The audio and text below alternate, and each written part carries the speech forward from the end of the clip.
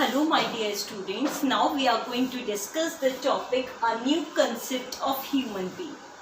After the coming of the Renaissance in Italy and the coming of the printing press, a new concept developed in Italy and from there it is spread to Europe and other part of the world.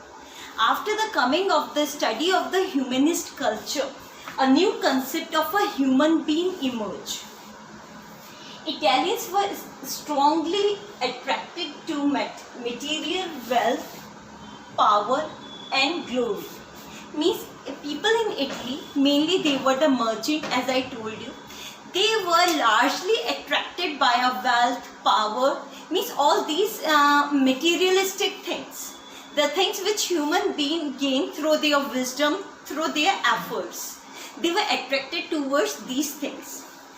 Apart from this, as opposite to this, it was said during that time by the Christian priest or the religion of the Christianity. The priest said that it is there in the religion Christianity that the religion criticized the living of the pleasure life. The religion was against the acquisition of wealth. Means the religion forbid the people from acquisition of wealth. But now in Italy, after the coming of this new humanistic approach, the people were in favor. Means they get attracted towards the acquisition of the wealth, money, power, all these things, and living a comfortable life. And they now also criticize this approach which was said by the priest against the acquisition of a comfortable life. At that time, there were many things which was said by the priest, the religious head of the Christians. In all the religions, the religious head tell many things to the common people, like that of the blind faith, which stop the man from their growth. In the similar way, at that time in Christianity also the same thing was there. Okay, but after the coming of this time period, the Italian people get so much attracted towards the materialistic things, the acquisition of the wealth and the power. The names are these, like that of a man, Francesco Barbosa. He was also the humanist who studied the humanism from the University of Venice. Okay, and after that he wrote his pamphlet.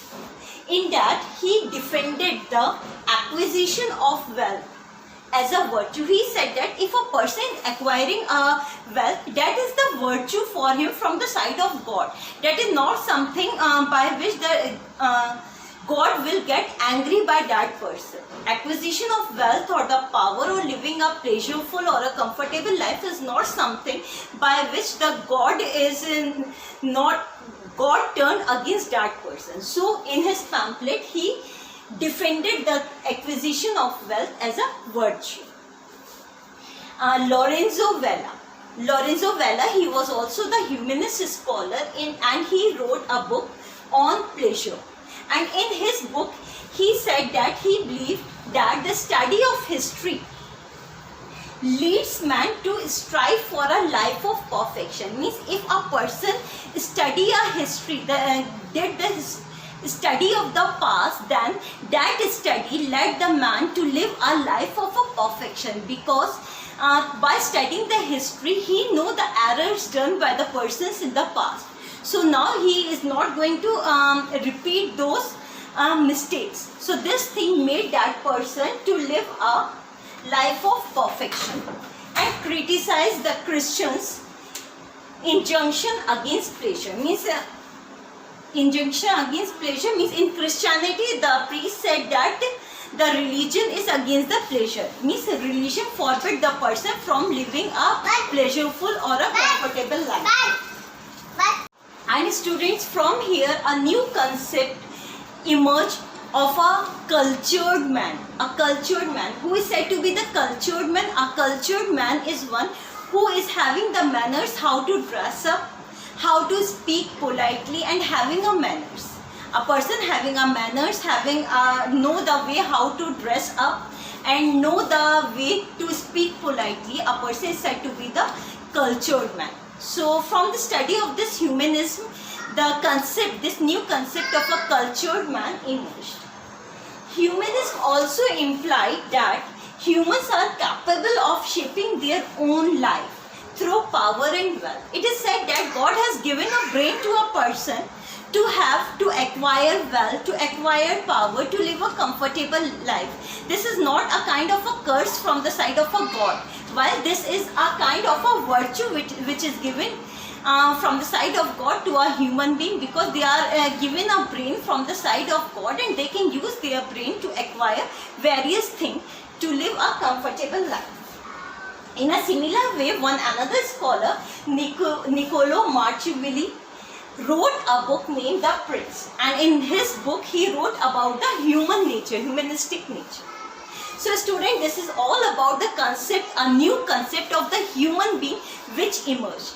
The older concept of the human being said that according to the Christianity, the priest said that the religion is against the acquisition of the wealth by a person. It is a kind of a curse to acquire a wealth for himself, while now the new concept emerged of the human being, through which it is said that it is permissible to acquire the wealth and the power, and it is a kind of a virtue which is given from the side of a God. So this is not something bad. And from here a new concept of a civilized and a cultured man also emerged. Now student, we discuss another topic, that is the aspiration of women.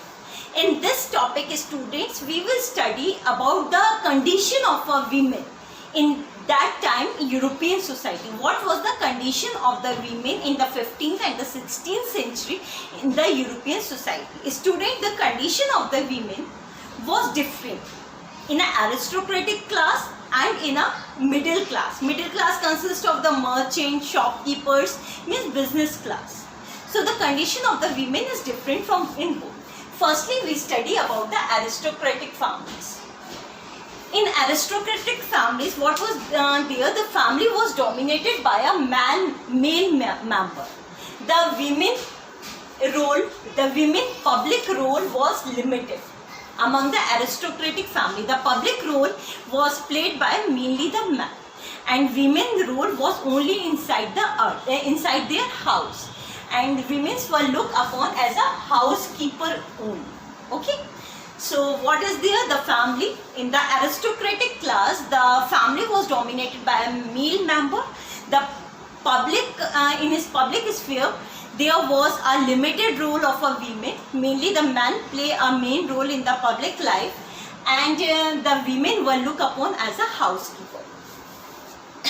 When a person have a son, then they send their son to get the education. While the girls, as I told you earlier also, at that time girls were not allowed to go to school to get the education. The boys were allowed to go to the school and get the education, so that they can play the role of their father later on in the public life, as well as they can take all the responsibility of their father in the family, and they can also run the business of their father. While the younger son, if the son is younger, then that elder son was given the education to play a public role, to take up the position of their father later on, and to acquire the education to handle their business. While the younger son were sent to the churches to join the church as a pope, as a priest, there to get a religious, to give a religious service. Okay.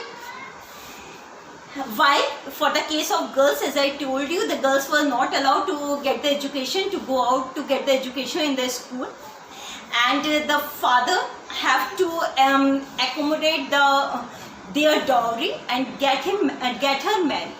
And in case if father was not able to have an adequate dowry to give to his daughter in the marriage, then the father sent the daughter to the convent to live as a nun. Convent, beta, is a place like a monastery where the daughters were sent to live a life of a nun, because the father cannot afford the dowry of their daughter to get her married. That's why. So beta, this is the role of the women in an aristocratic family. Now we come to the merchant and the shopkeeper's family. In the merchant and the shopkeeper family, the role of a woman was very much different. In the merchant class, the wives assisted their husband in their business. When their husband go away to some other city for a purpose of business, then they play the role of their husband, means they run the business in place of their husband. Apart from that, if husband died, then also the women played the public role and took up the business of their husband. These are the names of few intellectual women at that time in Europe. One is the Venetian Cassandra Fadila. Venetian Cassandra Fadila, Marchesa of Mantua. Mantua was a place, and Isabella di Isli. These three were the intellectual women who were educated in the humanist education, and they talk about the condition of the women and their social condition to improve the condition of the women in the public life. So students, here this is all about the new concept of the human being and the condition of the women in Europe at that time. Okay, thank you.